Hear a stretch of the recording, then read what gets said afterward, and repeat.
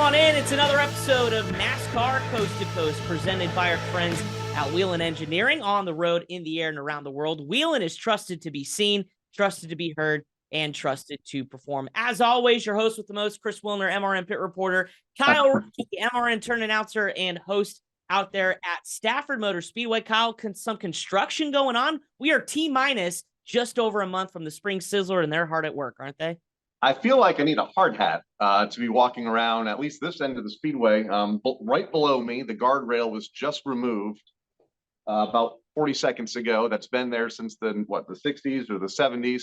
The safer barrier installation project continues here at the racetrack. They're over in turn number 3 now, about to make their way off of turn 4. And then just over here to my left, new grandstands going up. So places coming together. It's going to be a big year. The 51st Napa Spring Sizzler is just a couple of weeks away, and it's going to be hopefully a great weekend. Mother Nature has been weird lately, I think everywhere. I mean, it snowed in Fontana a few weeks ago, but you know, we woke up this morning and it was 28 degrees, and we're expected to be in the 60s by later today. So we'll see. Hopefully we get a good day here in a couple of weeks' time. Yeah, absolutely. I mean, it's, springtime has officially hit, and Charlotte is acting like it's still winter, but then it's going to be 80 by the end of the week. I have no idea what it's doing, but good stuff out there at Stafford. Kyle, we got a great show for the folks coming up. Bubba Pollard joins us in segment number 2, the big winner at the Rattler 250. Actually swept the weekend, winning the Baby Rattler in the Pro Late Model race at South Alabama. He's on the show to talk about that, plus a little bit of the post-action at the National Tour opener at Five Flags, just several days before the Rattler, so lots to get to with Bubba. Always good to visit with him. Plenty of also coming up on the show, too. How about our boy Nick Sanchez, ARCA champion, getting his career best second-place finish at Atlanta with the trucks? You were there to see that.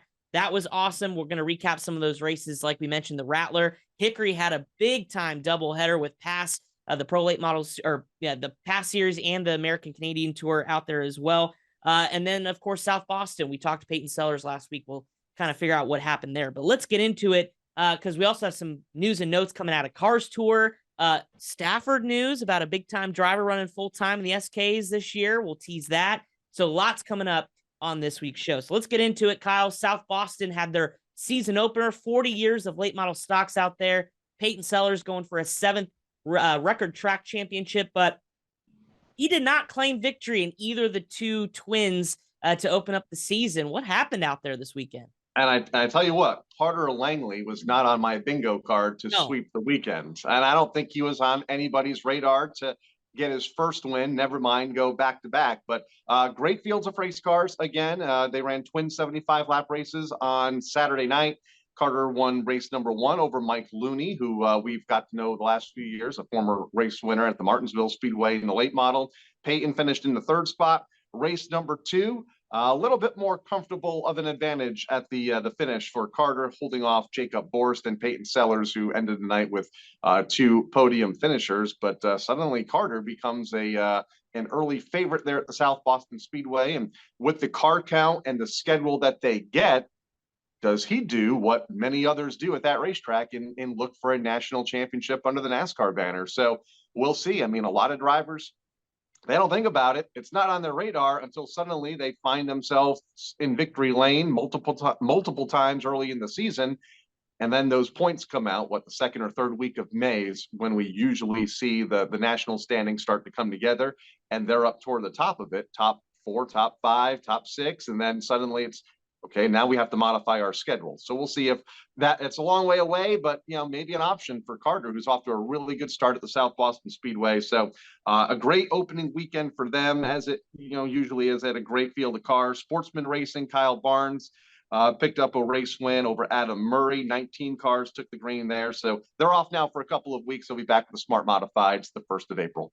Yeah, hopefully we'll catch up with Carter at some point. I'm sure we will this year because you mentioned it, Kyle. The points kind of change the driver's perspective on what they do this year. Lane Riggs said the exact same thing in our interview as he won the national championship last year. Said, I wasn't even planning on it, but as soon as I realized I was in the mix, we went for it and certainly paid off for him. So congratulations to Carter. Up in my neck of the woods out here in North Carolina, Hickory Motor Speedway, a ginormous weekend of racing where they combined the Easter Bunny and St. Patty's Day 150s kind of in together due to some Mother Nature issues, of course, that we get at this time of year. in the Carolinas. But we'll start off with the pro late models in the past series. The twin 150s that they had.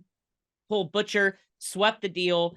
Congratulations to Cole, Oxford 250 winner from a year ago as well. So kind of carrying on some of that momentum that we saw in 2022. And also the American Canadian Tour out at Hickory Motor Speedway as well. And a twin split for two big-time racers, Derek Gluchak.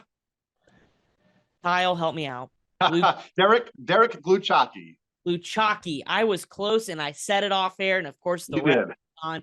And my apologies, Derek, but he's up from your neck of the woods. And DJ Shaw, who we know won a handful of times, of course, a former Oxford winner as well. They both split the twin features for the American Canadian Tour. So lots of late model action out at Hickory. Of course, we saw their season opener last week, and should be a good season for racing up there. All right, moving on to kind of the big one of the weekend was the Rattler 250 weekend out at South Alabama Speedway.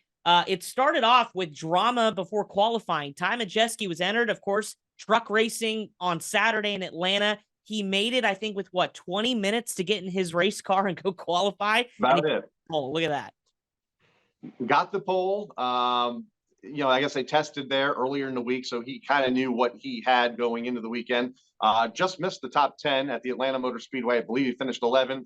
Zipped on over to South Alabama Speedway, won the pole, and then had to make a tough decision, a $10,000 potential decision, and that is, take the bonus money and start at the back of a 31-car field and try to get and win that bonus money by winning the race, something that he ultimately fell just short of after leading some laps in the second half.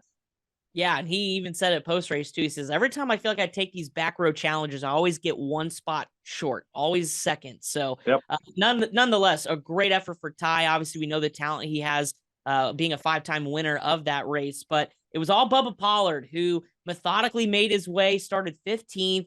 I know that wasn't the qualifying effort he and his team were looking for, but was able to get toward the front. Then they had that restart where he restarted about 10, and the new tires just fired off. And we saw Bubba Pollard duke it out with Ty Majeski, which is what all the fans paid the money to see, whether they were watching online or they're in person. And he was able to get by and take home the $25,000 and hold the snake, which I don't know if I could do, but I feel like the adrenaline of winning a big race, I would just close my eyes, smile, and then give it back to the handler and say, take it away from me. What about you? Yeah, I'm good. I'll have my picture with it, but don't let it touch me. Yeah. Well, you have to hold it. I guess, but it's going to be quick. Have the camera ready. Have those cameras ready. Yes. Yeah. We're not waiting on photographers. That's for sure. Jeremy Doss ended up in the third spot, Jet Nolan fourth, and Michael Atwell rounded out the top 5. And of course, we mentioned as well, Bubba Pollard sweeping the weekend, took home the pro late model win in the Baby Rattler on Saturday. So we'll ask him coming up here if that had anything to do with the success there on Sunday. But Kyle, that's always a marquee event so early in the year, but I got to assume it's got to give you a lot of momentum, especially with the national tour and all the other super late model races we have throughout the year. Yeah, we're going to talk about this here in a little bit, but there's a lot of super late model racing going on in the country right now. We've talked about the national tour and some of the other tours in the Southeast, and even up in the Northeast that he has found so much success in. Momentum is everything. It's nice to start the year with a very healthy payday. And not that he needs a confidence boost, but he got one because it was a pretty strong field. Johnny Sauter was in the field, finished 9th. Hunter Robbins led early, dominated much of the first half. Not sure what happened, but finished deeper in the pack when all was said and done, finished 25th for Hunter, but he was a factor early on. So it was a very strong field. Some of the best in the business were there, and he was able to come out on top for a second time in that event. Well, he is standing by on the line, so let's go ahead and tee up Bubba Pollard. He's on the flip side of this break as we talk all things Rattler 250, as well as some of the super late model national tour action that's already happened this year. Bubba Pollard joins us coming up next here on NASCAR Coast to Coast. Whelen Engineering, a global leader in the emergency warning industry, designs and manufactures reliable and powerful warning lights, white illumination lighting, sirens, controllers, and warning systems for the automotive, aviation, and mass notification industries worldwide. Whelen products are designed, sourced, and manufactured in America and tested on site to meet the toughest industry standards. Whelen Engineering, manufactured in America for over 70 years. We never left, and we're here to stay.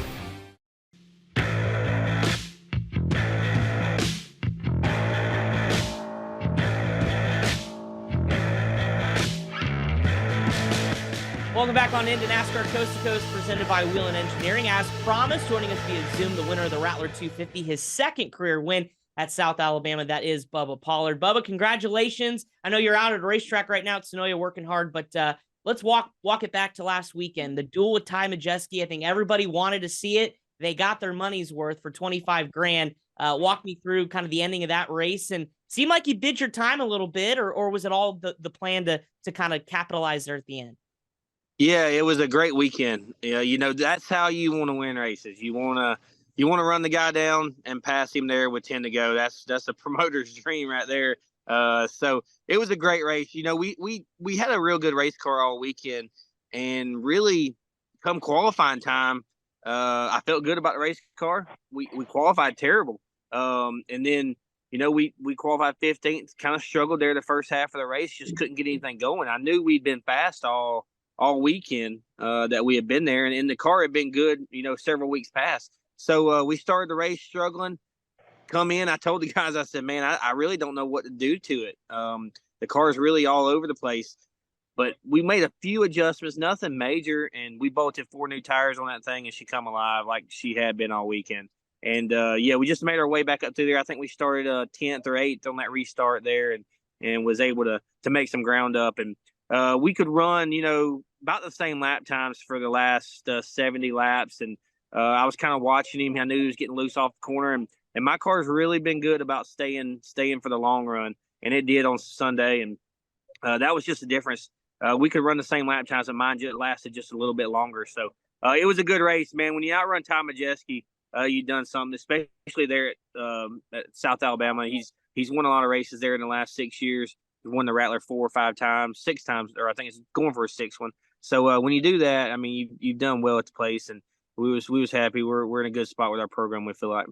That's going to be one of my questions for you about Ty. I mean, we get to watch him on the national level now, the last couple of seasons in the NASCAR Craftsman Truck Series, running well, running for championships. We've watched him at the short track levels the better part of the last decade or so, maybe even longer than that now. Time flies. How good is he? He is. Man, when I watch him drive a race car, I'm like, how does he make this thing go in circles? But he drives a race car so free, and free is fast. He does it. He wheels it. I got a lot of respect for him. He goes a lot of different places and runs good. It showed. They tested earlier in the week at South Alabama, but he jumped right in the car at on Saturday, qualify on the pole. They run good everywhere. Toby's good as well. You can't take anything away from Toby and their whole program over there. Ty, he's an exceptional driver. I don't think anyone's really seen what he's capable of yet. I think he's getting there. He's finally got some equipment behind him and a team capable of running good in the truck series there. So next couple of years, you're going to see a lot out of him. I got a lot of respect. He does well.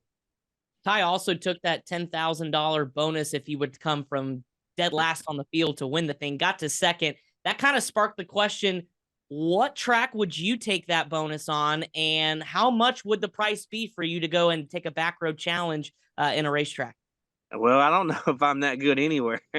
It would be hard for me to take it, but I mean, 10,000 is a good amount of money. I definitely take it. I like 5 flags. We come from, 22nd the other day, coming back up through the field there. So, man, it's just, he's got such a good baseline, such a good package. He gets around South Alabama so well. I don't know if I get around anywhere, that dominant as he does. We kind of get lucky from time to time, but I don't know. I'd definitely like to do it sometime. I like challenges. I like coming from the back and having fun doing it. For the record, 31 cars started on Sunday afternoon. You claimed the win. I guess one of the traditions at the Rattler, is the snake in victory lane. You enjoy that? I talked to some folks in Atlanta over the weekend that said, I don't know, I'd probably have to stab the brakes coming to the line and finish second, knowing that snake, and it's a pretty good sized rattlesnake, was waiting for me on the front stretch. Yeah, I'm definitely not a big fan, for sure. We just it makes it a little easier and a little better when you're in the race, but yeah, man, I'm just not a fan. That's something I'm not liked over the years, and even winning the race, it hasn't made the situation any better. That's for sure. You just have to keep reminding yourself that you won the race and you get a lot of money. So if you just got to put up with the snake for a second, and you'll be all right. Question for you too. I know, we will look at the national series. There are guys like in the Cup series that go run the truck series to kind of get extra laps, extra practice at a racetrack. You went and ran the pro late model race. The baby Rattler won the thing, so swept the weekend. But are there lessons that you take from that race that kind of help you and prepare for the big show on Sunday? Well, definitely, and that's one reason we ran the race is because down there this past weekend we were on a different tire than what we're accustomed to than what we've ran. We've run it at other places, but we only get to run it once or twice a year. So the experience on Saturday night definitely helped me. I knew that the tire could stand the heat. It could stand the 125 laps that we were going to run on Sunday. So learning that on Saturday, air pressures were huge. I know it's a daytime versus nighttime race, but still air pressure starting off there was big for us. There's definitely a lot you can take over from running on Saturday night into Sunday. Obviously, early in the season, still here, buttoning up the month of March, a busy summer ahead.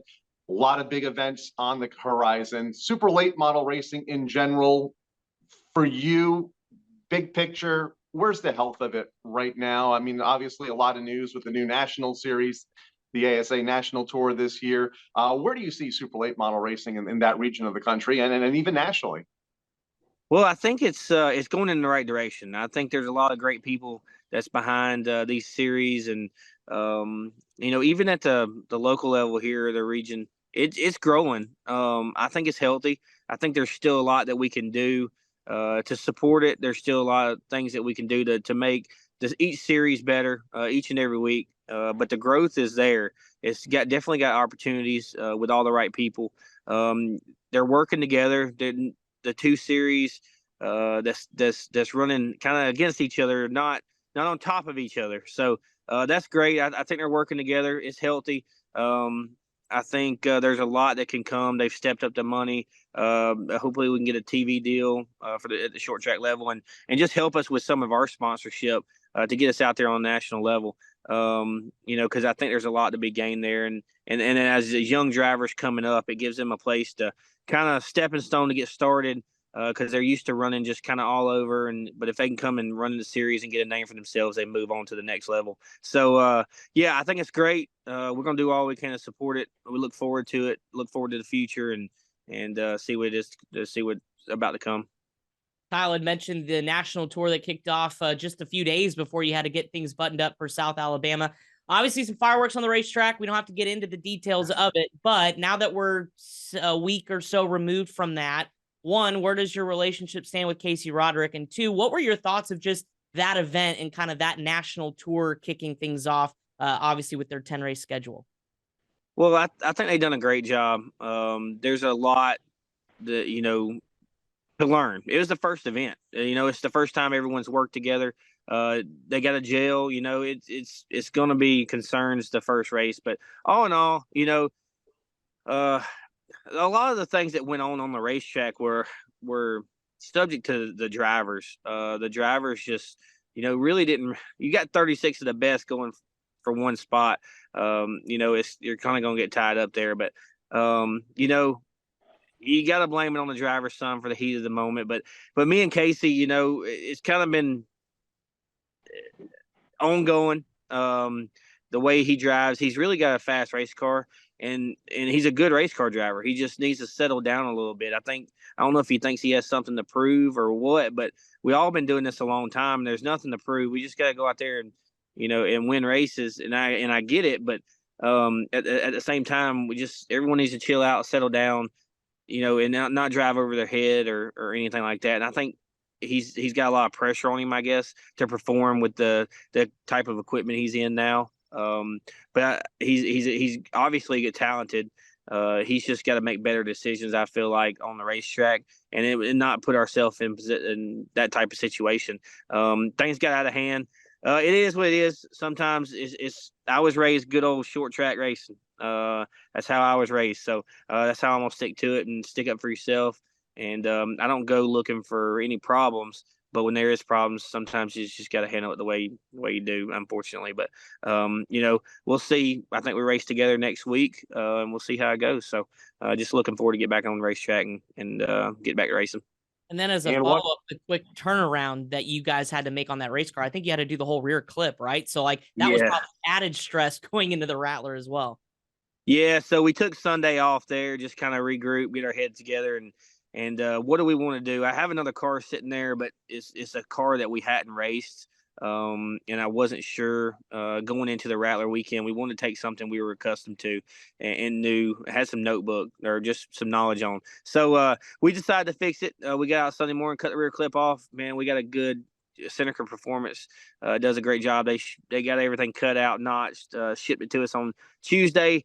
By lunch, Tuesday night, we had the fuel cell, rear end, and everything back in it, and started hanging the body pieces on Wednesday. Loaded up 2:30, I think, Thursday morning, and headed off to the racetrack. And really, it was good right off the trailer. We just had some bad luck with some tires there, but my guys worked hard. When you have fast race cars and you're focused, you want to get back to the racetrack. And we tried to do some of our talking on the racetrack, and it was good to go out and win this weekend and show them that we're for real and we're focused and we're ready for the year. Final question for you about an event coming up, one of the 10 on this national schedule that we'll be talking about all year, North Wilkesboro Speedway. How important is it for that to be on this schedule, and how important will that week be for you short trackers? Well, it is, man. It's a huge week there. And just all the press and notoriety that place is getting, and to be there and to go race, kind of where NASCAR all originated from, a short track. That was, it's got a lot of history, and where short track racing is going now, it needs to be on that type of stage, and to get different types of fans or interested in short track racing, or just grow the fan base. Someone that's not accustomed to our type of racing, that week may start following it. So it's big. I'm excited for that week. It's going to be a cool week. I'm glad to be a part of it, and hopefully we can get a win. I'd top it off there. Yeah, we are too. It's always an electric atmosphere. I know the Racetrack Revival series last year, I mean, that was something else to witness. So can't wait to see you guys back at North Wilkesboro. Before we let you go, you're hard at work right now at your racetrack because you have flat track motorcycles headed that way. What hasn't been on that racetrack yet? That sounds exciting. Yeah, we're excited. We have, I don't know if it's good or bad, but we've been working hard to update the facility and just, have some cool things coming to the area that, that I've always enjoyed growing up watching, the sprint cars and, just everything. We got our big show in November. And then now in the American Flat Track Series. I mean, it's awesome. They're here setting up already, and just to see everything, it's pretty neat. We're excited about it. It'll be the first, really, we had an event a couple weeks ago. It didn't go so well, but this will be our first event here. We've had Mother Nature's had a took its toll on us. So, we're just excited to get going, and it'll be cool. I think I'm going to be the Grand Marshal this weekend. So we'll see about that. Yeah, that's pretty neat. Remember, just don't drop the flag. That's the only rule to start the race. Well, Bubba, congratulations, man. We'll let you get back at it. Best of luck the rest of the season. Hopefully we'll catch up throughout the summer as you continue to rack up some wins this year. Sounds good. I sure do appreciate it. Thanks. Bubba Pollard, your big winner, second career Rattler 250 over the weekend. Coming up next, lots of news and notes to talk about, and we'll look at the calendar on NASCAR Coast to Coast.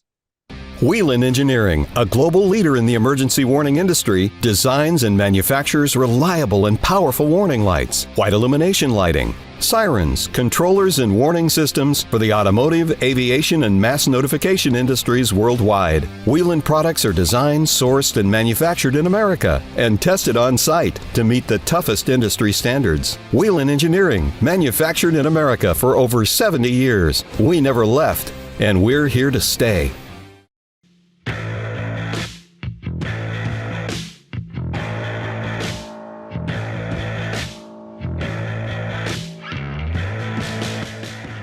Welcome back into NASCAR Coast to Coast presented by Whelen Engineering. Kyle, always a pleasure to catch up with one of the legends of super late model racing, Bubba Pollard. A lot of confidence, but what'd you think? I mean, the sky's the limit, and I feel like last year there was some frustrations with him and that team just about we can't seem to find a way to beat Ty. Well, they did, so I feel like this could be a big year for him. Yeah, and like we talked about earlier, momentum, confidence is everything, even for a veteran that's been doing it for so long and has been so successful.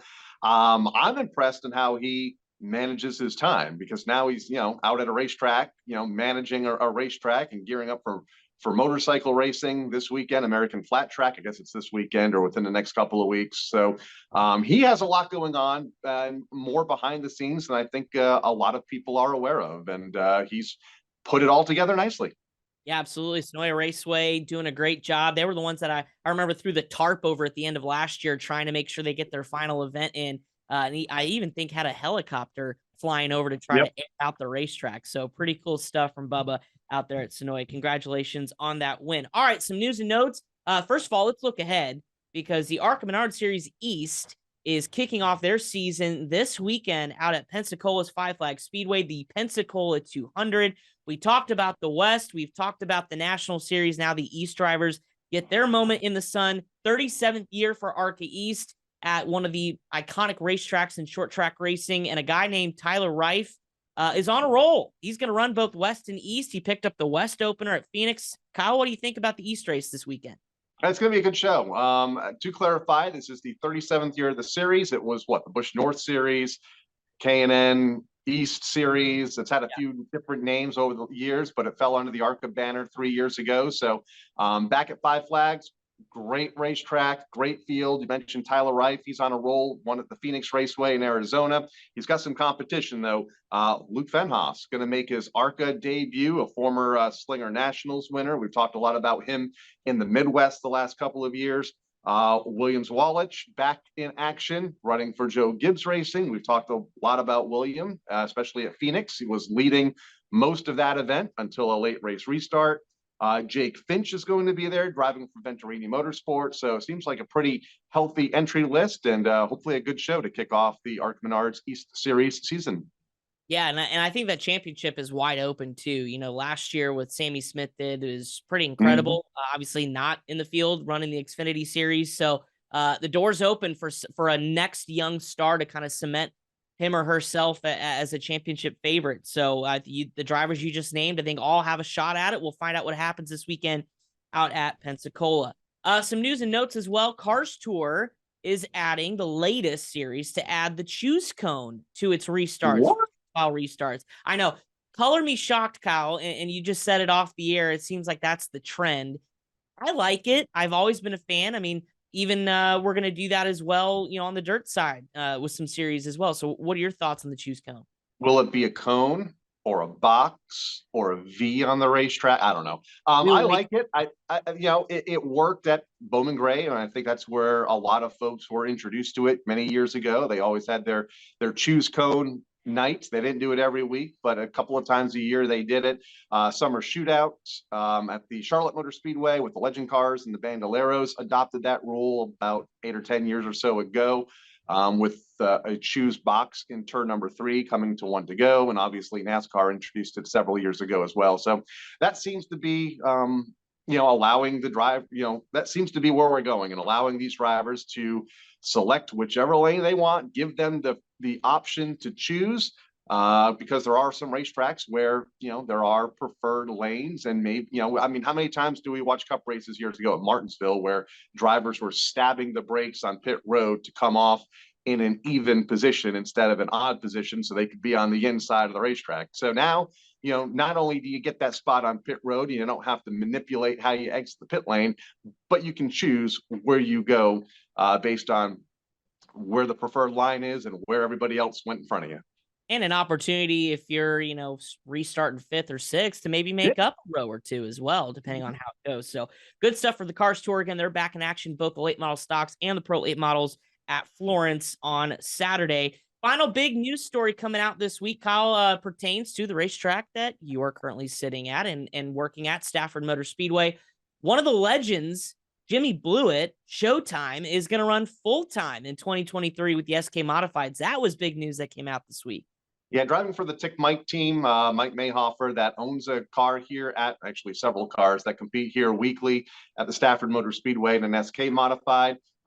Jimmy has found success here, limited success, but some success here in tour modified racing over the years. I think before I came back full time, he won here in an SK Modified. I'm not 100% sure. We're going back several years though. So, but but for him to be here every week full time, and he said, "Look out, Keith Rocco. I know this is your house, but I'm coming, and it's going to be fun to watch what he can do here every Friday night with the likes of Keith Rocco and Todd Owen and Mike Christopher Jr. and all the other stars that compete here each and every week in one of my biased a little bit, but favorite short track divisions across the country. It's a great time here each week, and Jimmy's going to add so much, not only to the on-track product, but we do with so much with the drivers off the racetrack as well for our new video board, and I'm sure he's going to, have that personality on display for everybody to see during the summer months. Absolutely. And the racing's just going to ratchet up the intensity as well. Having made my first trip out there to your neck of the woods last year, I can't imagine having Jimmy in the full-time series lineup as well. And again, that kicks off their season with the 51st running of the Napa Auto Parts Spring Sizzler, April 28th or 29th and 30th. Kyle, you guys getting ready where it's almost here. So you starting to get anxious a little bit? Yeah, a little bit. I think we're in a good spot. The guardrail, like there goes with 3 more pieces right now on the truck right behind me. So they're going to put the safer wall up. They've made so much progress here in the last 3 days between the grandstands, the new walkway in front of the grandstands, the safer walls, the concessions, your favorite spot, the double hooked on the midway. There's a lot happening that should all be ready for a very, very busy and fun summer of racing here at Stafford. All right. Well, we talked long enough. Go get your tool belt, your hard hat, and go get down there. That's right. These guys. All right. I'm heading down. That's the last thing you want is Kyle with. I don't know if I want to see Kyle with power tools or anything. No. And it's all right. Kyle Rickey, appreciate it, my friend. We'll look forward to seeing you in person with MRN's coverage of the XPEL 225, the NASCAR Craftsman Truck Series this weekend on Saturday, 1 p.m. Eastern on the Motor Racing Network, as well as Sirius XM Channel 90. You can hear us on the radio, so tune us in for Craftsman Truck Series racing, left and right-hand turns, 20 of them to be exact, at Circuit of the Americas in Austin. Thank you so much, Bubba Pollard, for joining us as well in this week's episode. Appreciate all you folks for tuning in to MRN's NASCAR Coast to Coast presented by Whelen Engineering. On the road, in the air, and around the world, Whelen is trusted to be seen, trusted to be heard, and trusted to perform. Kyle, safe travels. See you in COTA. If not, we'll see you guys next week on NASCAR Coast to Coast. Good night.